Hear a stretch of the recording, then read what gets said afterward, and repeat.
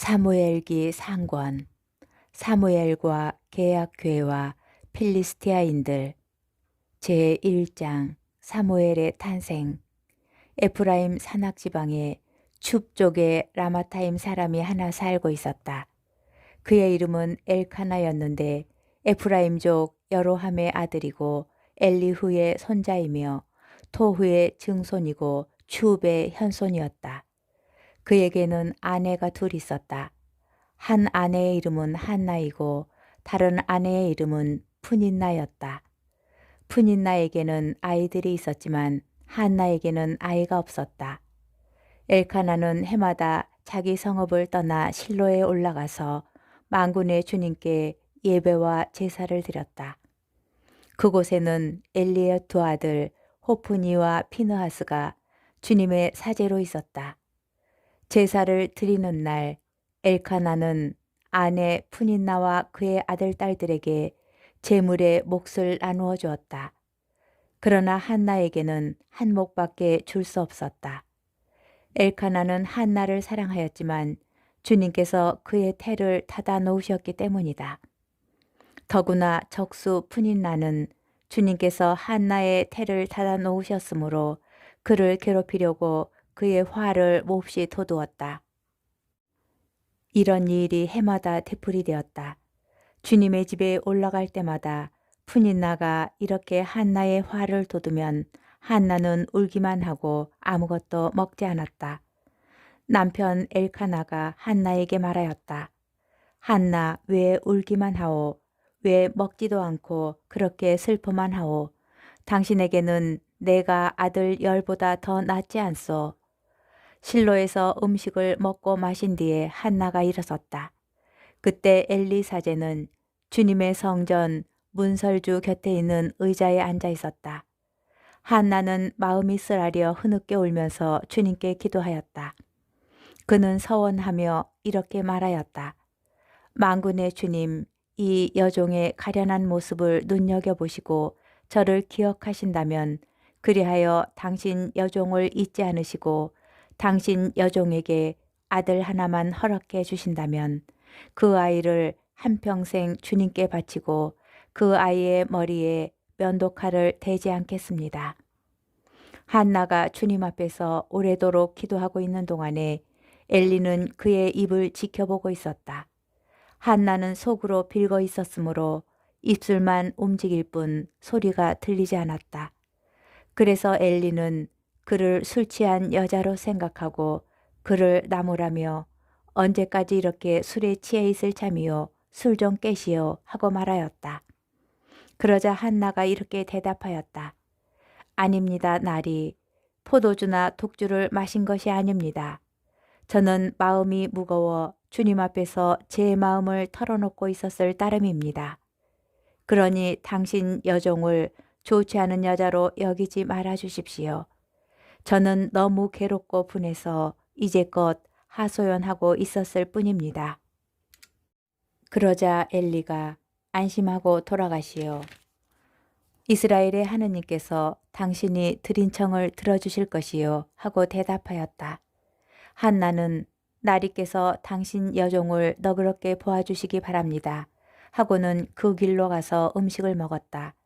그의 얼굴이 더 이상 전과 같이 어둡지 않았다. 다음 날 아침 그들은 일찍 일어나 주님께 예배를 드리고 라마에 있는 집으로 돌아갔다. 엘카나가 아내 한나와 잠자리를 같이 하자 주님께서는 한나를 기억해 주셨다. 때가 되자 한나가 임신하여 아들을 낳았다. 한나는 내가 주님께 청을 드려 얻었다 하면서 아이의 이름을 사무엘이라 하였다.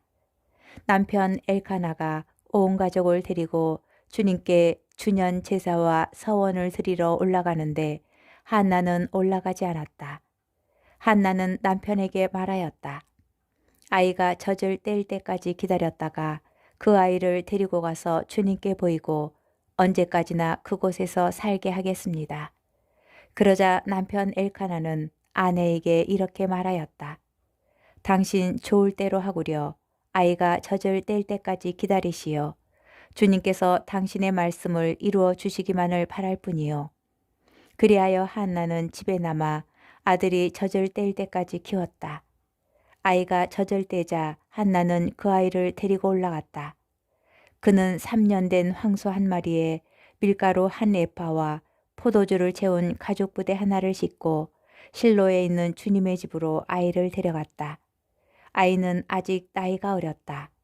사람들은 황소를 잡은 뒤 아이를 엘리에게 데리고 갔다. 한나가 엘리에게 말하였다. 나리께서 살아계시는 것이 틀림없듯이 제가 여기 나리 앞에 서서 주님께 기도하던 바로 그 여자입니다. 제가 기도한 것은 이 아이 때문입니다. 주님께서는 제가 드린 청을 들어주셨습니다. 그래서 저도 아이를 주님께 바치기로 하였습니다. 이 아이는 평생을 주님께 바친 아이입니다. 그런 다음 그들은 그곳에서 주님께 예배를 드렸다. 사무엘기 상권 2장 한나의 노래. 한나가 이렇게 기도하였다. 제 마음이 주님 안에서 기뻐 뛰고 제 이마가 주님 안에서 높이 들립니다. 제 입이 원수들을 비웃으니 제가 당신의 구원을 기뻐하기 때문입니다. 주님처럼 거룩하신 분이 없습니다. 당신 말고는 아무도 없습니다. 저희 하느님 같은 반석은 없습니다.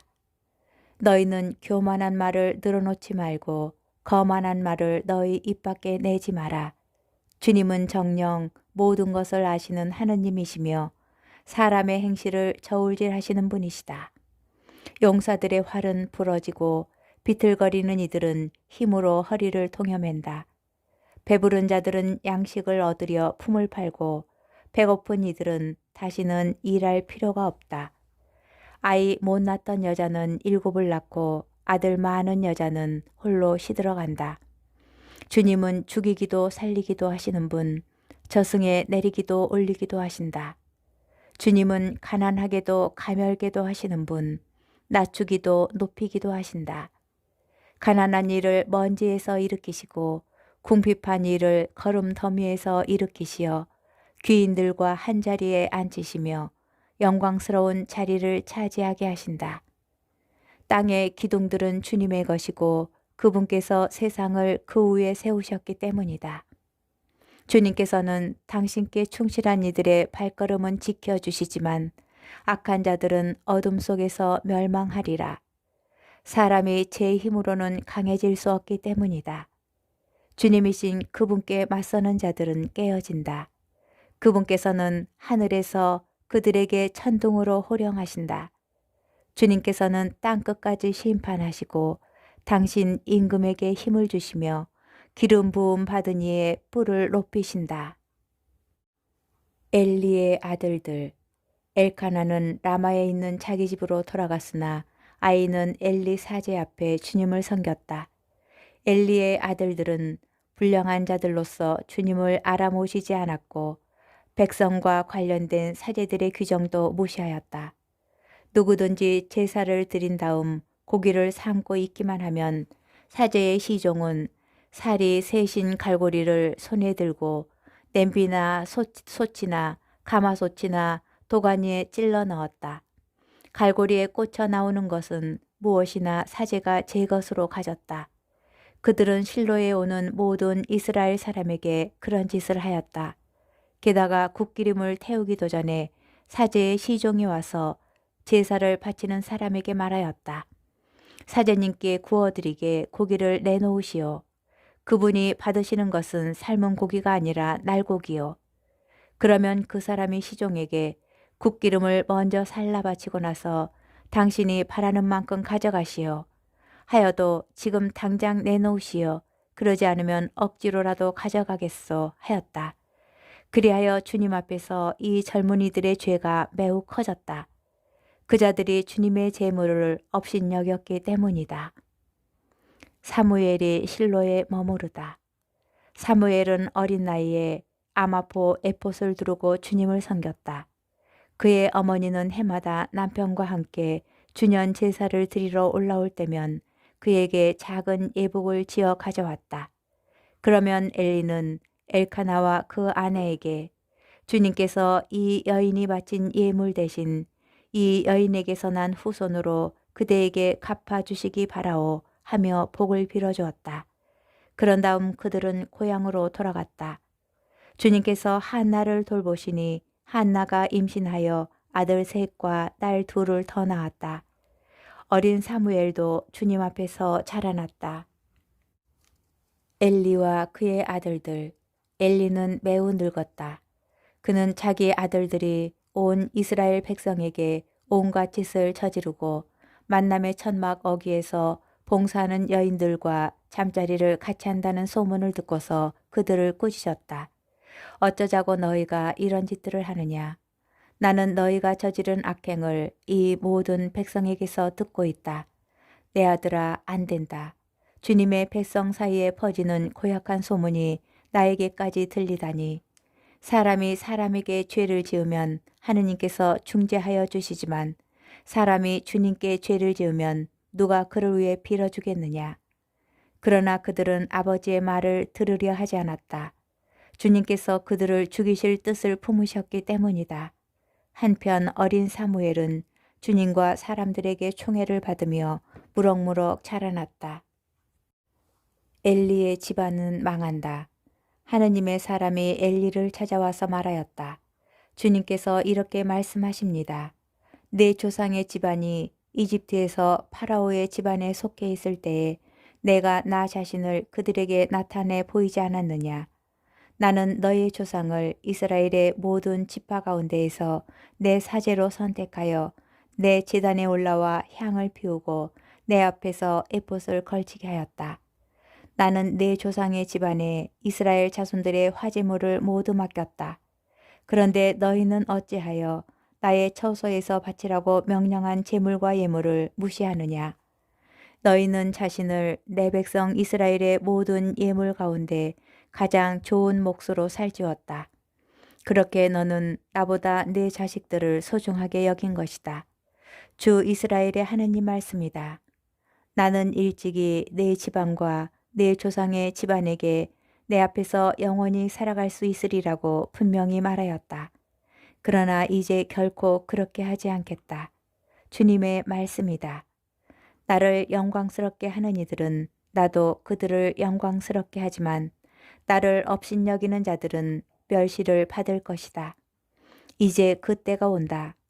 내가 너의 기운과 내 조상 집안의 기운을 꺾으리니 내 집안에는 오래 사는 자가 하나도 없을 것이다. 또한 너는 너의 경쟁자가 이스라엘에 내려진 온갖 복을 누리며 성소에서 봉직하는 것을 바라볼 것이다. 내 집안에는 오래 사는 자가 영영 없을 것이다. 내가 너의 가족 가운데 내 제단에서 잘라내지 않을 자마저도 눈이 어두워지고 마음이 슬퍼지게 하겠다. 내 가족이 사람들의 칼에 맞아 다 죽을 것이다. 내 두 아들 호프니와 피느하스에게 닥칠 이 일이 너에게 표징이 될 것이다. 곧 그들이 둘 다 한날에 죽을 것이다. 나는 믿음직한 사제 하나를 일으키리니 그가 내 마음과 생각에 따라 행동할 것이다. 내가 믿음직한 집안을 그에게 일으켜주고 그가 나의 기름 부음 받은 이 앞에서 언제나 살아가게 하겠다. 내 집안의 남은 자는 누구나 그를 찾아가 푼돈과 빵 한 덩어리를 빌면서 제발 사제직 한 자리에 붙여주어 빵 조각이라도 먹게 해달라고 말할 것이다.